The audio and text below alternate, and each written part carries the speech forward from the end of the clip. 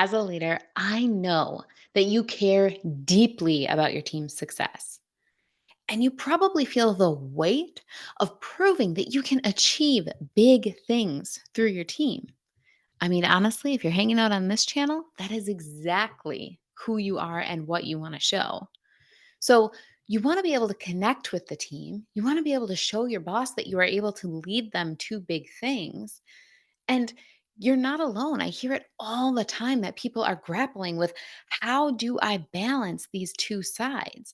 How do I have this connection and be part of the team and help them focus on their own development and focus on the results and what my boss needs to see from me? The point of this video is to show you how accountability can help you get there. Now, when some people think about accountability, they think about chastising, they think about controlling, they think about forcing people to do things that they don't want to do, right? Holding them accountable to some sort of result.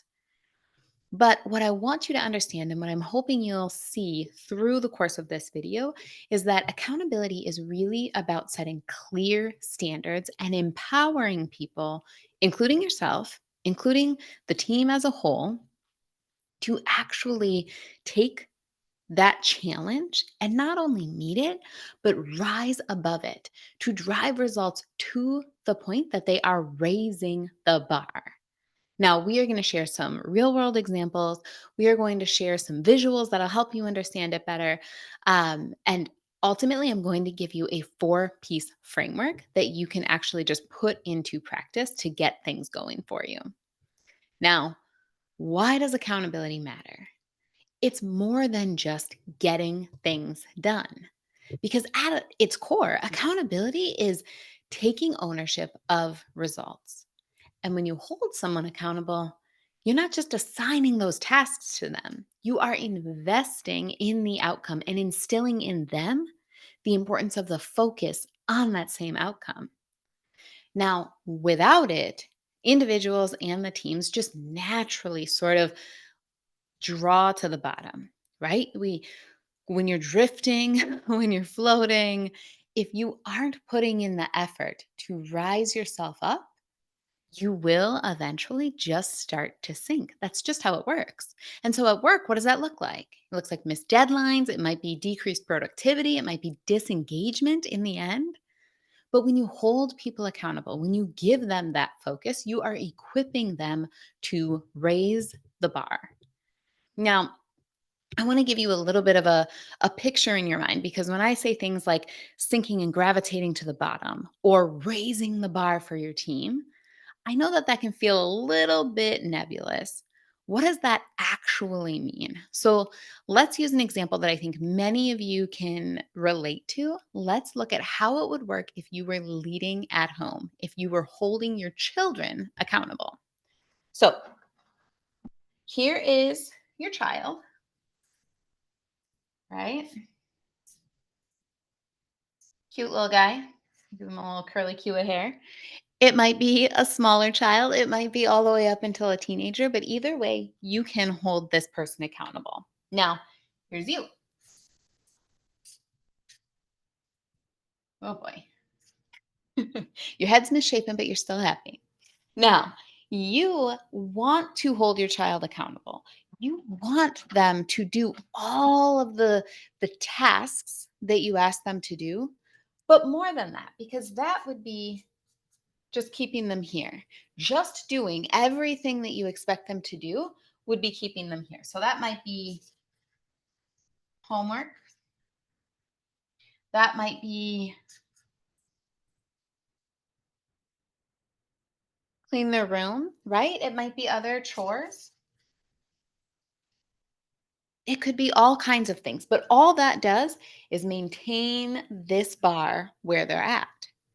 Now, if you are going to hold them accountable and raise that bar, then you're going to see things like we want them to notice when things need to get done. Notice when there is a need in the household. We want them to do something about it. We want them to be proactive about what they see that needs to get done. So not only do we want them to just do the things that we've asked them to do, we want them to notice everything that needs to happen, be proactive about that work, and then maybe even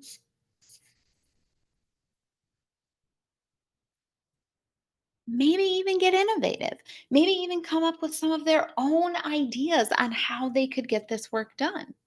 Maybe it's, you know, our normal job is to clean our room, but we noticed that the stairs to the bedroom were looking a little dusty and could be vacuumed. Then we actually were proactive about going and vacuuming the steps. Then we got a little innovative and saw that this would probably work better if I emptied the canister first. So now I can even go a step beyond that. So I went beyond cleaning my room and I actually rose this bar all the way up to innovative. Maybe cleaning out the canister is not that innovative, but I think you get the idea. So we are raising the bar and holding them accountable to just being a helpful person around the house. Now, when you micromanage, you over here say, I need you to do your math, right? You say specifically, I need you to dust dust your room, right? You are continuously pointing down at the things that you want them to do, all of the individualized tasks that you want to see done. What that does is actually bring this bar down because no longer are they just responsible for homework. They're not just responsible for chores and for cleaning their room. Now you are pointing them down even further so that they focus on the very specific things that you want them to focus on. And when you put into place these 4 steps, these frameworks that I'm going to give you, you can actually bring these arrows back up so that you are pointing them in this direction. Because what tends to happen here is parent sees that these things aren't getting done, and so they jump into action. They say, "Okay, well, I'm going to cancel activities and you're going to sit at the table, we'll do math together." "Okay, well, I'm going to go up there and actually dust your room for you." But what is that teaching? This cute little guy, right? That is teaching them that they no longer need to be accountable for any of it because you're just going to be accountable for it for them. Now, this dynamic plays out in your workplace every single day. I know I get a little flack about comparing home life and children to what's going on at work, but it couldn't be more realistic of a comparison, if I'm honest. So let's dig into a couple of examples of how this actually plays out. So, the first example I want to give is raising the bar with your team, right? So, I had worked with a supervisor. Her name was Betty, and she was responsible for the team that actually responded to customer inquiries. Now, on any typical day, the queue could be cleared out if all 8 of these team members would complete about 20 customer inquiries apiece.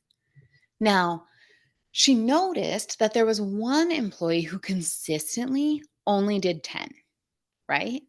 So the supervisor was focused on the fact that there were about 10 other ones because the expectation, the normal expectation was that everybody did 20 and this person was falling to only doing 10.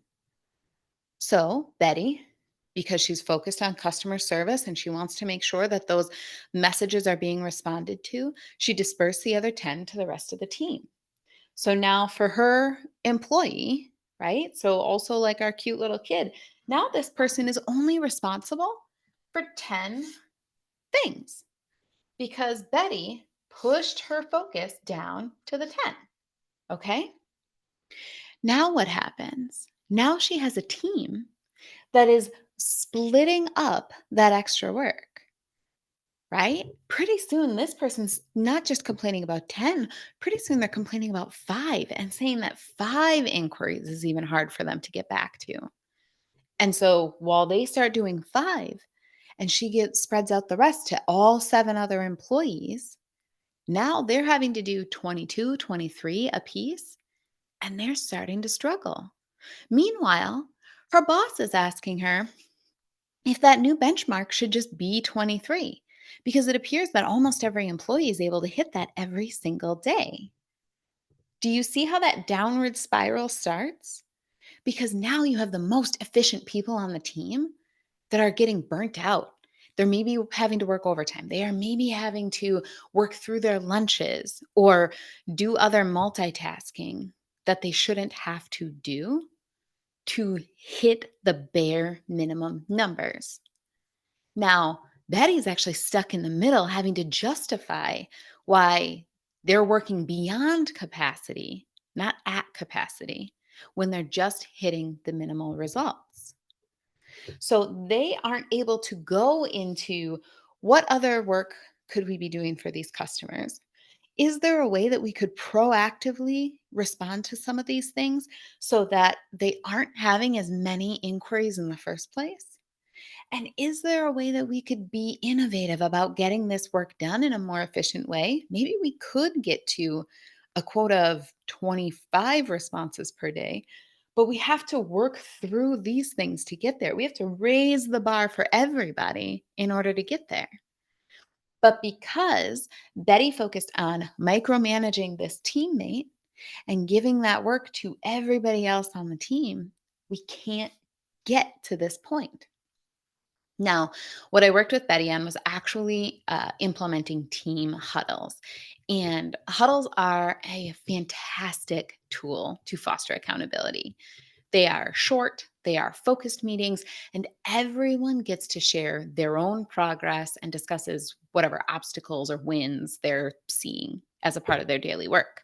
So they give structure to the accountability that you want to see. Now, meaning if this employee is falling behind, they can anticipate the issue because they are still accountable for their own work. They can come into the huddle and say, I need some assistance. This is what's getting in my way.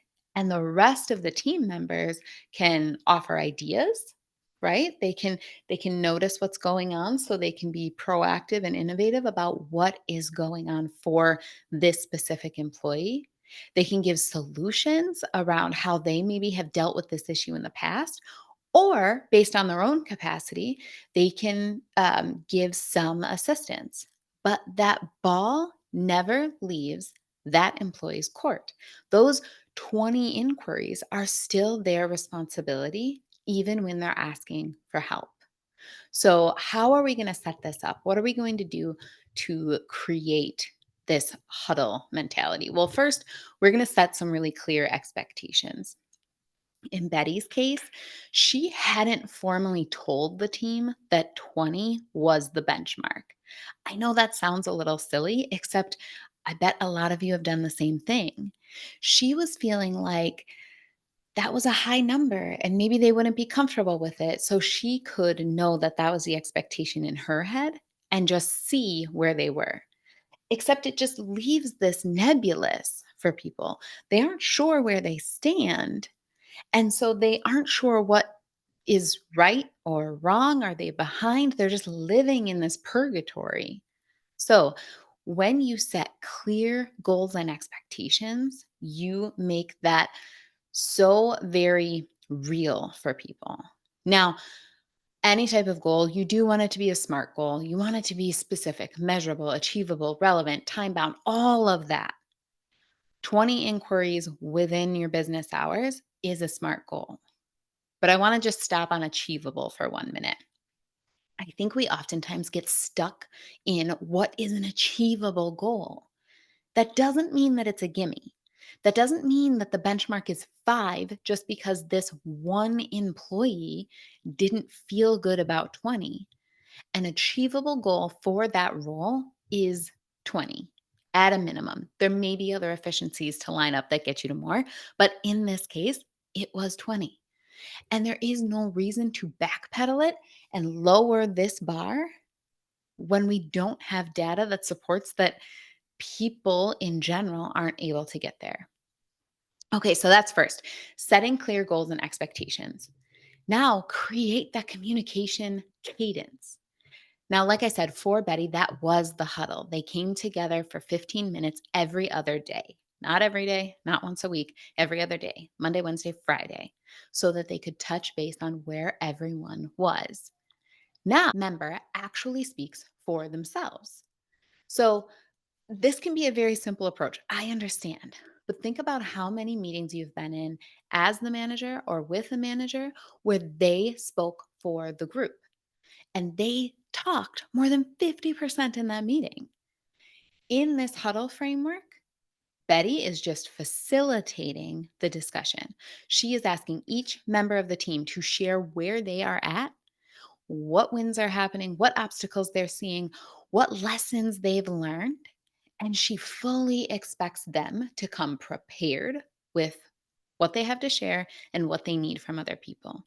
This helps people actually take their own accountability for the work that they have and in sharing and developing other people based on what they've learned so far. Now, this fourth step is to follow through. I can't tell you how many times I have seen leaders hold one of these meetings and then decide that it is inefficient because it took more than 15 minutes the very first time that they did it, and they're not going to do it anymore. Or they don't make it a priority and they won't take the 10 to 15 minutes daily or weekly or intermittent to actually have those meetings. If you don't follow through, you won't see the results. If you don't do the work, you won't reap the harvest. That's just how it works. Okay, I want to give you another example. This is an example where accountability was actually up, right? So it wasn't this direction. Accountability needed to be with an executive. So we'll put our executive over here. He has a top hat because he's official as an executive. So an executive is expected to have a different bar, right? We expect them to live more up here, to be, innovative about what they've been proactive on, and at the very least, notice what needs to happen within their organization. So, I want to tell you about Darla. Darla was actually in more of this position. She was an individual contributor and she was trying to influence and hold accountable someone at the executive level. Challenging for sure. Anytime you're leading up, coaching up, it can be a challenge, but particularly when you are skipping a level like this. Now, Darla took an interesting approach in the beginning. She needed to meet some regulatory guidelines for this project that they were working on. So she wrote a very long, detailed email to our executive highlighting where they were in the project, what she needed from him, gave him specific deadlines that he needed to meet, and then explained how his work would actually impact the overall project long term. She set a 60-day deadline from the time she sent that email to the time that she needed the information back from him. And she used a red receipt on the email. I don't know if you've seen those before, but when you open the email, you basically have to sign off on it saying that you've read it and you understand the expectations. Now, he didn't respond to it at all. Honestly, I can't tell you if he ever opened it. Could you imagine how many emails an executive gets? And then to get one that's several paragraphs long, it's difficult to imagine them reading them all the way through. So she resent it at that 60-day mark. So, with a 60-day window in between, she sent one very long email and then resent it, marked it important, wrote past due in the subject line, and demanded a response by end of day. Now, how pleased do you think he was to get that second email? Darla felt like she did everything right, right? She gave him all the information. And after all, she's an executive.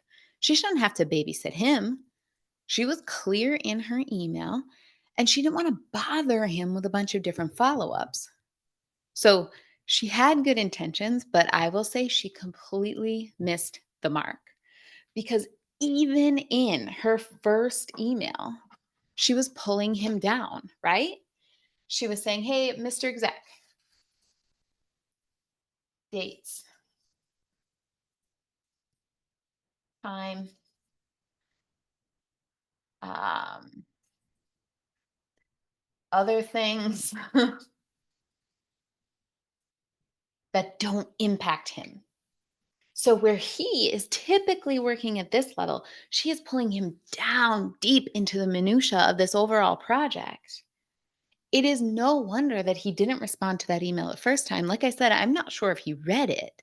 And if he did read it, I'm sure he thought, I need more time to really dig into this and understand it. And I just don't have it right now. So, for this scenario, a huddle might be the answer. That might get you what you need. But there's some groundwork that we need to lay first because, again, she is two steps below. She's skipping a level when she is trying to lead and influence and hold this person accountable. So, the framework that I would give you for this one would start with just scheduling a meeting. Don't send that email, or if you do, send it as a part of the meeting maker. The meeting can give you a high level agenda that emphasizes the need for the project, the importance of the work that you're doing, so that when that email gets lost, because it will actually give them some memory because you had that face to face time. So he can say, hey, I know I owe Darla something. I don't remember exactly what it is, but I do remember that I have something really important that I need to work with Darla on. Now, you can, in that meeting, collaborate on what those expectations are. So you can discuss the project's importance, the timeline. You can do your best to support the executive in what they need to do. So the expectations is I need your signature on this. I need you to review this plan and sign off on it. I need you to send this email under your signature. Help them to understand what it is that you need from them. And when they push back and want to delegate certain things, that's fine. It can all be part of that discussion while you're in that first meeting. Then document some agreements. So, whereas when you're working with your team, you might just set those expectations. When you're working with someone who's a peer or even above you, you're going to document what you agreed to because it's been more of a collaboration in that meeting. And then establish that communication cadence. Maybe you don't need an everyday huddle. Maybe what you need is a once a week huddle to get together and make sure that we're going to hit the 60-day deadline. Maybe it's a once a week email or a portal where messages can be sent back and forth. Whatever it is, make sure that you have decided it together and that you've documented that you all agreed on it. And then number 5 is actually the same as the last one. You need to follow through. If you said that you were going to provide updates on a weekly basis in your emails, do that. If you said that you're going to schedule meetings, do that. And then help them see when they're missing the mark. So, for example, let's say you agreed to these weekly huddles and the executive said that they would be there. If they don't come to the first one, stop by their office, send them a message, give them a call, and say, hey, remember we talked about how important this project was and how we needed these 5 things from you? And those things were going to come as a result of these huddles. I can't do that when you're not there. It can help them stay accountable to what you expect of them. This collaborative approach creates a small and consistent success rather than relying on these make or break single emails, single moments like Darla was. Accountability is a powerful leadership tool that sets you apart from other managers, supervisors, and directors within your organization. By embracing the steps that we talked about here and prioritizing collaboration, you not only drive exceptional results, but you empower your team to take ownership and grow. Accountability empowers people to own their results, meaning you get to set the expectation of accountability and then step back from micromanaging. Now, you get to have strong, trusting relationships with a whole team of solid performers. Gallup consistently finds, since its inception of the Q12 years ago, that 70% of employee engagement in their work is directly impacted by that relationship they have with their leader. And you want to make the most of that 70%, right? You can do that when you hold them accountable. All right, guys, I hope you learned so much from this video. If you did, I would ask that you share it far and wide so that other people can get this value as well. And I will see you in the next one.